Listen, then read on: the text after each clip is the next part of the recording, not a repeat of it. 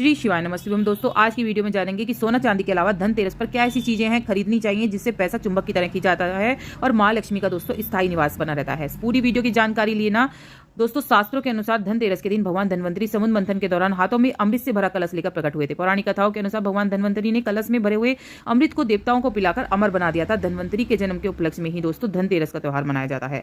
धनवंतरी के जन्म के 2 दिन बाद देवी मां लक्ष्मी भी प्रकट हुई थी, इसलिए दीपावली से 2 दिन पहले धनतेरस का त्योहार मनाया जाता है। दोस्तों, धनतेरस पे सबसे पहले जान लेते हैं क्या पूजा विधि है। मैंने पूजा विधि अपने चैनल पे भी डाली है, आप वहां पर देख सकते हैं, करके दिखाइए मैंने। और दोस्तों जान लेते हैं धनतेरस के दिन घर की पहले सुबह साफ सफाई करनी है, स्वच्छ कपड़े पहने। इसके बाद सबसे पहले भगवान गणेश का आह्वान करें, पूजन करें, षोडोपचार विधि से धनवंतरी देव की पूजा करें। इसके साथ साथ मां लक्ष्मी की पूजा करें। पूजा के दौरान देवी देवताओं को अक्षत फूल जरूर चढ़ाएं। इसके बाद धनवंतरी और मां लक्ष्मी की आरती करें।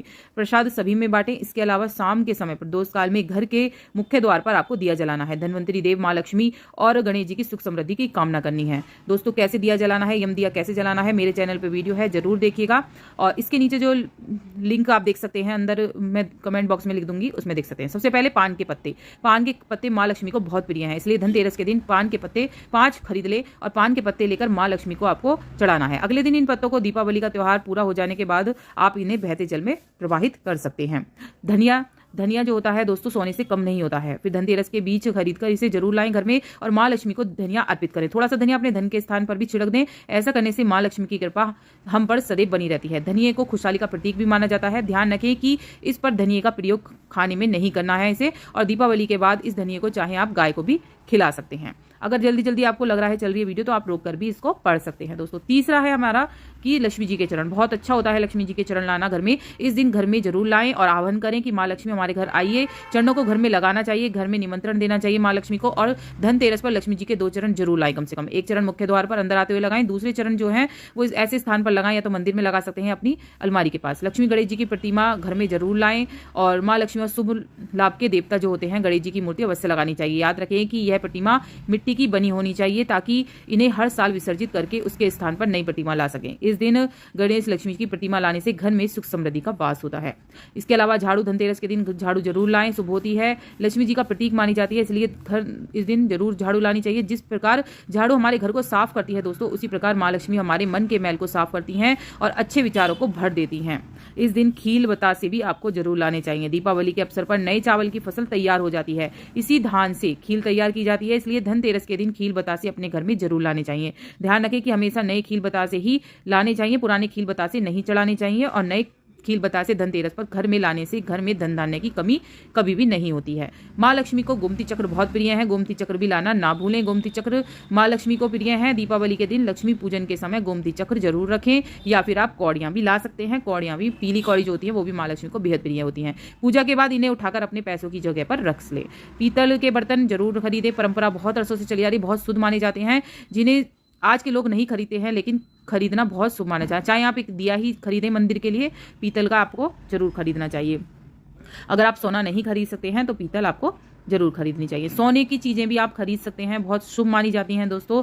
और सोना जो होता है भगवान धनवंतरी कुबेर का प्रतीक माना जाता है। अगर इस दिन सोना खरीदते हैं तो सभी को आरोग्य और सौभाग्य प्राप्त होता है। ये जो होता है दोस्तों सोना खरीदना, ये आर्थिक और शारीरिक रूप से लाभप्रद माना जाता है। ऐसा माना जाता है दोस्तों, अगर इस दिन आप सोना या सोने के बने आभूषण खरीदते हैं तो ऐश्वर्य बढ़ता है और धन धान्य में भी वृद्धि होती है। नकारात्मक जो एनर्जी होती है वो कम हो जाती है।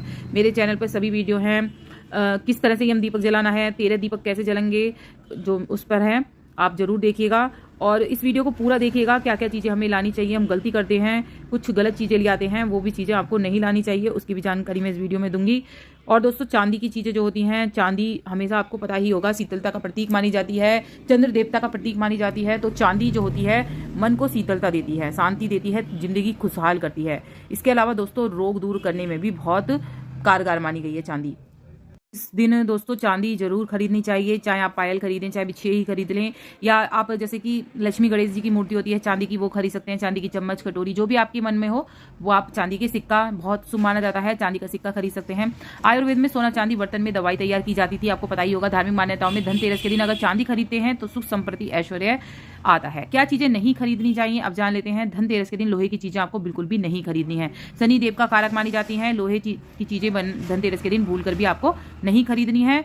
और मतलब ये चीज़ें कुबेर से नहीं रिलेटेड करती हैं, तो ये आपको हानि पहुंचा सकती हैं। क्या क्या चीज़ें हैं ध्यान से सुनिएगा आप। एल्युमिनियम की जो चीज़ें हैं, बहुत से लोग क्या करते हैं, एल्युमिनियम के बर्तन खरीद लेते हैं, वो राहु का कारक बन जाते हैं। आपका राहु जो है वो अगर बिगड़ जाता है तो ये दुर्भाग्य का कारण बन सकता है। तो इन चीज़ों को, राहु की चीज़ों को भी आपको नहीं खरीदना है। बस जो सूचक होती है माँ लक्ष्मी की वही खरीदें। नुकीली चीज़ें होती हैं जैसे चक्कू है, कैंची, पिन, सुई, धागे, कोई भी धारदार चीज़ें जो भी होती हैं, आपको धनतेरस के दिन इन चीज़ों को भी नहीं खरीदना है। ये शुभ नहीं मानी जाती हैं। ये चीज़ें भी घर में खरीदने से कंगाली आ सकती है। प्लास्टिक की चीज़ें जो होती हैं वो तो बिल्कुल ही अशुद्ध मानी जाती हैं, और इस दिन प्लास्टिक की चीज़ें भी आपको नहीं खरीदनी चाहिए। इससे घर की जो बरकत होती है वो चली जाती है। धनतेरस के दिन आपको भूलकर भी प्लास्टिक का सामान नहीं खरीदना है। कांच का सामान जो होता है वो भी आपको नहीं खरीदना है। कांच का संबंध भी राहु से होता है, इसलिए धनतेरस के दिन कांच का सामान खरीदने से भी आपको बचना है।